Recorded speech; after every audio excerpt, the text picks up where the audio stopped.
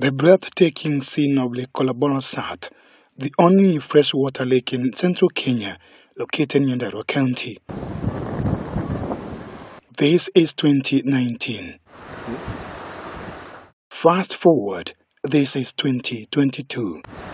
The beauty of the lake, which is a habitat for close to 50 bird species, both resident and migratory, is slowly being erased as human activity and climate change take their toll. The 43.3-kilometer lake was gazetted in 2018 for protection. Our focus is the gray-crowned crane birds, which are endangered, with their numbers dropping rapidly, forcing the birds to be listed in their red list by International Union for Conservation of Nature, IUCN.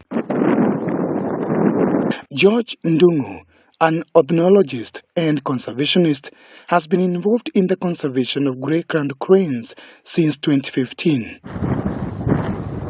He takes us through Lake Colaborosat ecosystem. It's one of the few highland lakes we have in the world because it lies at an altitude of 2,300 meters above sea level. It is marked as the 61st International Bird Area, simply because it harbors the rarest of bird species, and some of them come from as far as Europe and Asia to come and take aboard within the lake, and then they're able to rest, recuperate, and then they move downwards to South Africa. We have 15 species of cranes. In Kenya and East Africa, we have 2 species. So we have the grey-crowned crane and we have the black crowned crane. So the grey-crowned crane is found mostly in East Africa, but it's mainly found in Kenya, but part of the black-crowned crane is found in Ethiopia. Ndungu works with a conservation team known as Cranes Conservation Volunteers, who visit schools and surrounding communities, creating awareness on the need to conserve grey-crowned cranes. What we realize is that these cranes, besides breeding in the lake, most of the time they spend their time in the community's land. So we needed to engage community in our work because for them to understand their role in conserving the crane. Sylvinia molesta has colonized a big chunk of the lake, destroying reeds that the cranes nest in.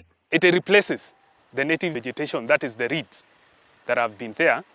Then once that vegetation have been vacated, then what happens is that no breeding can occur. Because most of these birds, it depends on those reeds for them to breed.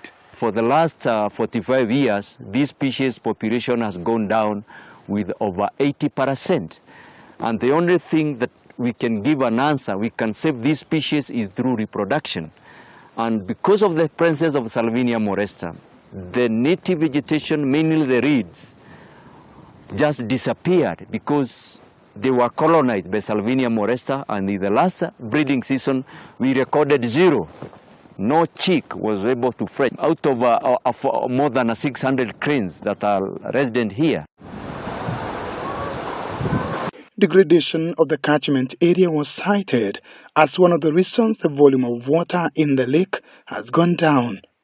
With the low water volumes, the cranes have been exposed as they nest close to the water. Siltation in lake has been happening.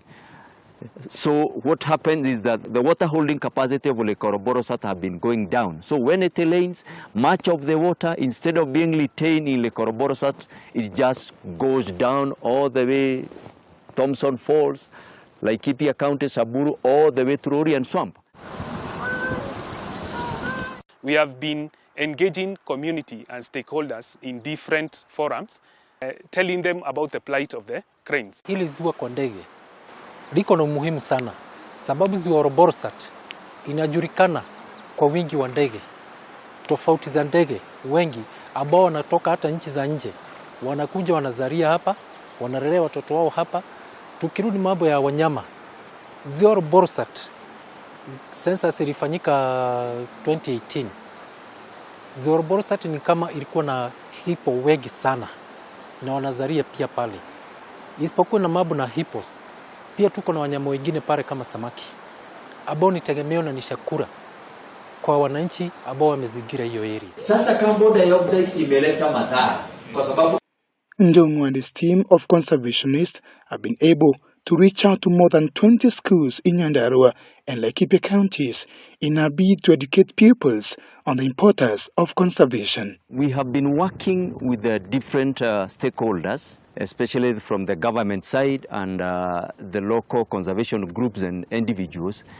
And we have been coming up with the programs of trying to educate the local people the importance of trees, and also the importance of vegetation, the importance of lecoroborosax, and how each and everyone can play a role to reduce or to mitigate the threats that we are facing because of what is happening around lecoroborosax, for them to understand and to embrace the conservation, and for them to know that conservation, it's all us. It's a role for everybody.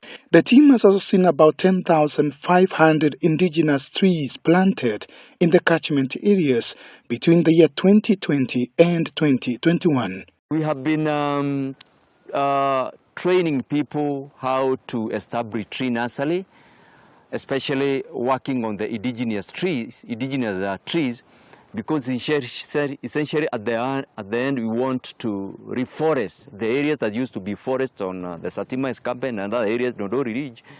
We kind of reforest, plant back the trees that used to be there.